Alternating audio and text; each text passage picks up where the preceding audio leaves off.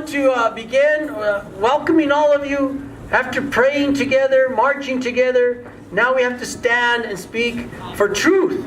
And my name is Alan Sanchez. I'm the Executive Director of the New Mexico Conference of Catholic Bishops, the voice for the bishops in the church to the legislature.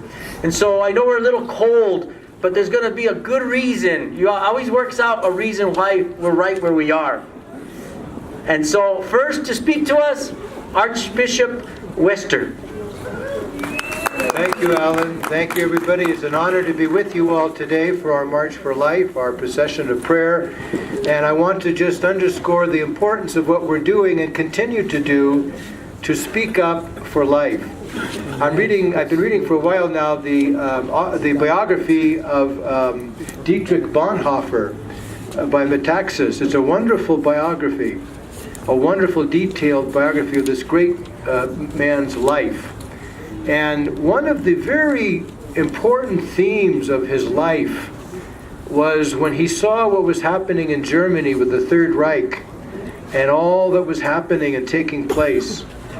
And he, like so many others at the time, had to make a decision.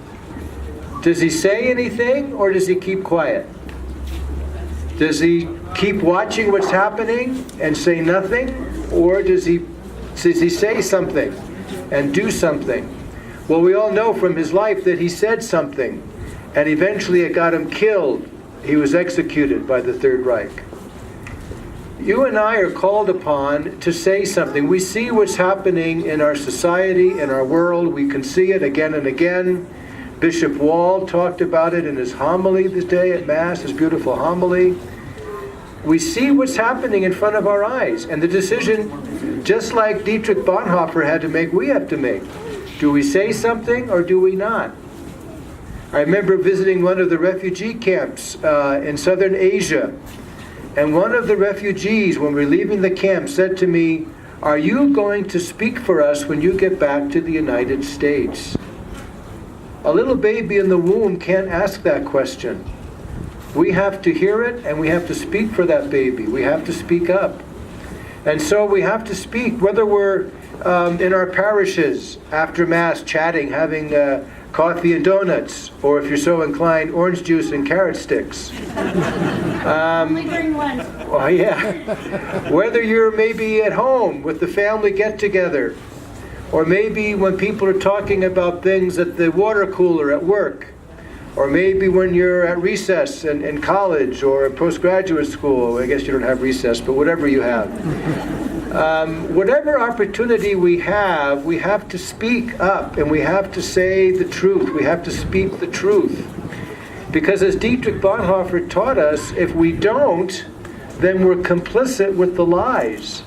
If we don't speak the truth, then we're allowing the lies to perdure and to take over. And every voice is important. No voice is unimportant. No voice is insignificant. You don't know when I say something, when you say something, you don't know what heart you're going to touch. Not in a mean way, not in a belligerent way, but just to speak the truth of the gift of life that God gives us. So I think that's what encourages me today so much, is that we're all here because with our bodies, with our time, with our kind of shivering in the cold, we are speaking for the truth. We're speaking for life. We're speaking for those who cannot speak. So thank you for that, and God bless you all. Thank you, everyone. It's great to be out here, and it's great to be out here to stand for life. I know we're suffering a little in the cold, but it's good to offer it up. Offer it up for all those children who are in the womb, and especially the mothers who perhaps feel that they have nowhere else to go. So we want to offer it up for them, that they can bring their child to birth. They can be given the same gift that all of us were given, and that is the gift of life. And so I want to know, how many people do we have here who are over 25 years of age? All right, quite a few of us. Well, you know, we've been the ones that have been at this for a while, and I think what we've done is we've planted the seeds for the pro-life movement. How many people do we have here under 25? A few of them.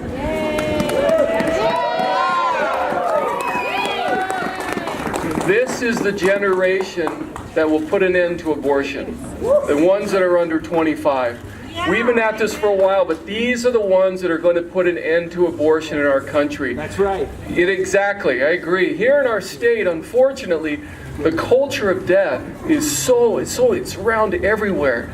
You know, we're one of the few states that allows late-term abortion. We're one of the few states that if a child is born, botched an abortion, I don't know if there's such a thing, but a botched abortion, that the child it just lays to die. And then we don't have parental notification in our state. We're one of the few states that do not have these things. And we have a great representative who's going to talk specifically about those a little later. But we have to change that culture. And we can change that culture through our prayers. We can change that culture through our own witness, right? That we stand for life. And who unites us today is Jesus Christ. And we know that Jesus Christ always stood for life. So God bless you. Thank you for being here. And keep up the great work. Thank you.